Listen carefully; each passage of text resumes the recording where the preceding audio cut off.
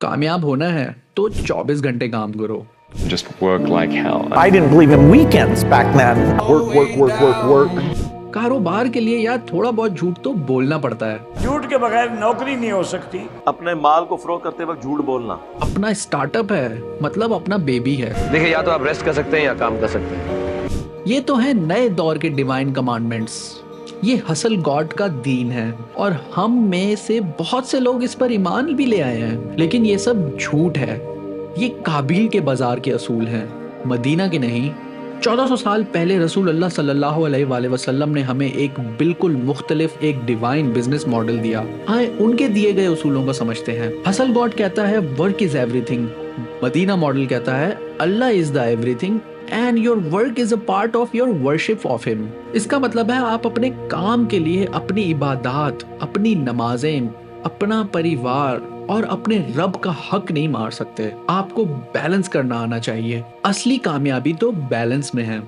Hustle god कहता है ज्यादा से ज्यादा कमाओ, मदीना मॉडल कहता है हलाल कमाओ और उसमें बरकत तलाश करो। जिस तिजारत में सच्चाई ना हो उसमें कसरत तो हो सकती है लेकिन बरकत नहीं, और बरकत के बगैर आपके मिलियंस ऑफ डॉलर्स भी आपको सुकून नहीं दे सकते।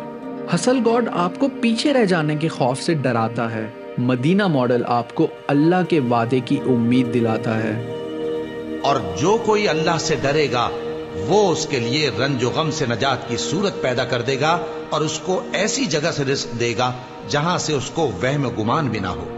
आपका काम है कोशिश करना, नतीजा देना उसका काम है। तो अब आप अपने आप से पूछें, आप किस गॉड की इबादत कर रहे हैं?